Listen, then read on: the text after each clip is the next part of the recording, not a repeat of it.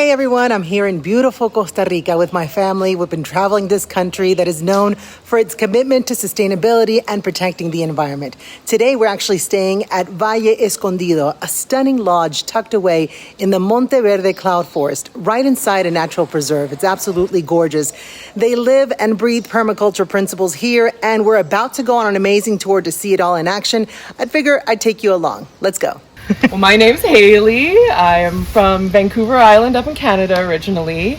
I got my certification in permaculture 2 years ago, and I actually partnered that with my yoga certification. It was through Awakened Spirit Yoga, and it was a Sacred Earth certification. So it's so nice to get both the permaculture aspect of it and the yoga spiritual side of it. So I'm so happy to be sharing this information with so many people that come through because it's such valuable, common sense, beautiful information. So permaculture was a concept put together by these two guys. We got Bill Mollison and David Holmgren. So they were a professor and university student out of Tasmania. They were the ones that came up with this concept of permaculture, and they really were looking for a way to combine agriculture, design, and ecology, and bringing those all together. And so these guys came up with the concept of permaculture, which basically is permanent agriculture. So this is one of our tilapia ponds. And so you can see the babies going around there. So you can see the whole structure. A lot of tilapia ponds are made with plastic lining. And for ours, we actually use clay. So we're using a natural lining for it. So you dig out the whole area. You can invite all your friends, have a dance party in there to pack it all down. And then we just line it with clay. And it's great because the tilapia can nibble at the clay, they can get some minerals from that, and they also nibble at the roots of the water hyacinth over there. And that's used to help filter the water as well. So these are a natural native breed in Costa Rica, these little stingless bees. And these boxes can be brought in from a company that creates them, and then the bees just create their nest in there. So we collect water from these big gutters that you see here. So we've got a lot of water coming through. It all comes into this big blue tank. And then we pump the water up to that big blue tank. You might be able to see it on the corner here. Yeah. And then we add the beautiful worm juice into that, so they're getting the microbes. And then that is coming down through drip irrigation into our greenhouses here, which we'll take a look at. Nice.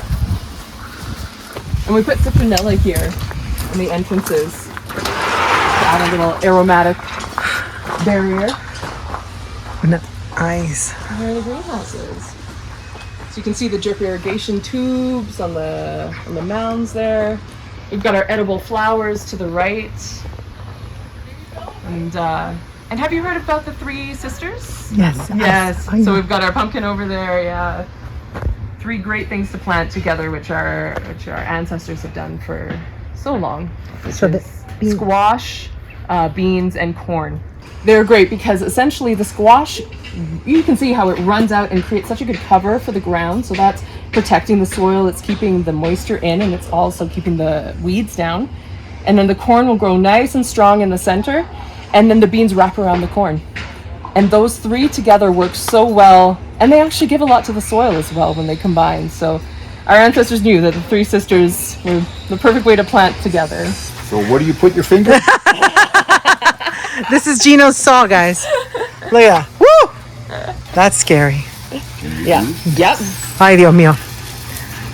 Ay, Dios Because he's mío. not a child, I'm letting him do that. Yeah, I know. Yeah, it feeds through the back there, exactly. How old is this? Oof, that's a good question. I'll have to ask. Look at that. This is good. Hundreds of years. Yeah, I feel like, yeah.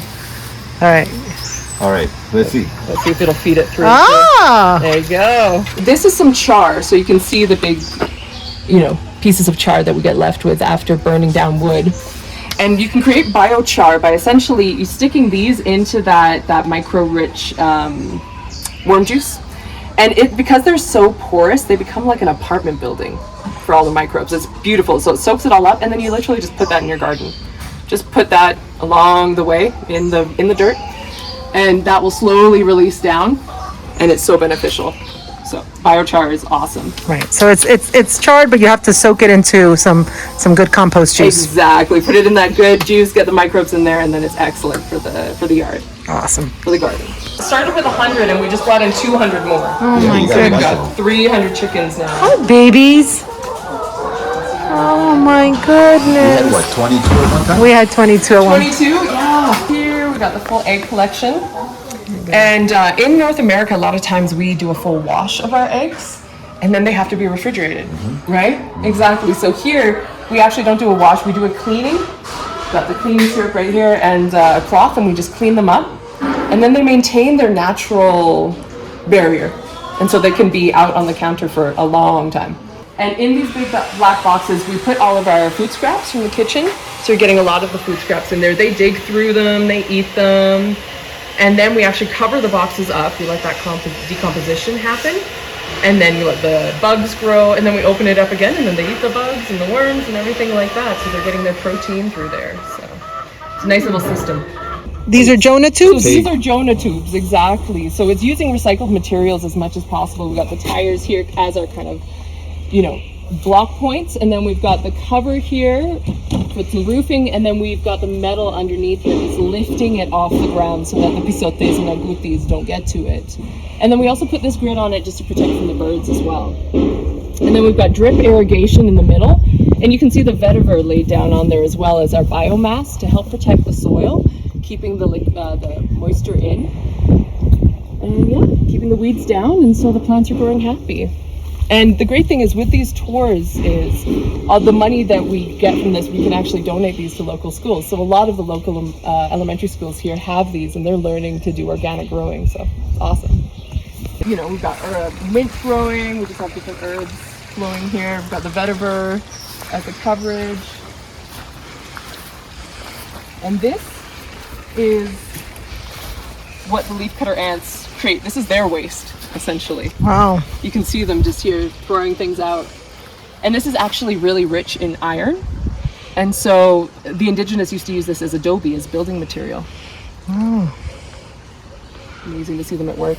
Oh, you can see one of the bigger tilapia right there. Like a medium size. So this is a tilapia pond. How does And then this? the So these are tilapia the. These are three. 3 tilapia ponds, exactly. So we've got the fresh water coming in to keep the oxygenated air in the water. And then we've got little overflow ponds that reach out there and there. And then we actually use the water hyacinth. And the water hyacinth is an invasive species from Asia, actually. And it's in Lake Arenal a lot. And so Jonah went and actually collected some of the water hyacinth, and we use it in very specific pockets for specific purposes. So we're giving it a job to do. We're giving it purpose, even though it's an invasive species, and we're keeping it in control as well. And then when they're done, we essentially just compost them back down into the ground. So the tilapia can chew at the roots of the water hyacinth, and the water hyacinth helps filter the water as well. And this is our big compost del bosque. So it's our big forest compost area. So a lot of our kitchen scraps will be going in here. Oh, got the parade of the pisotes. They're all in that tree there.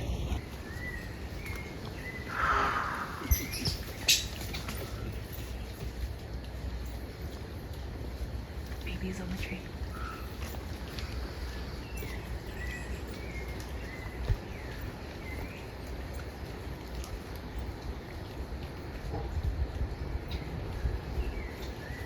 So they're helping the compost. They're helping the compost, exactly. If you enjoyed this video, hit that subscribe button. That way you get alerted every time I upload a new video and you support this kind of content. Happy gardening.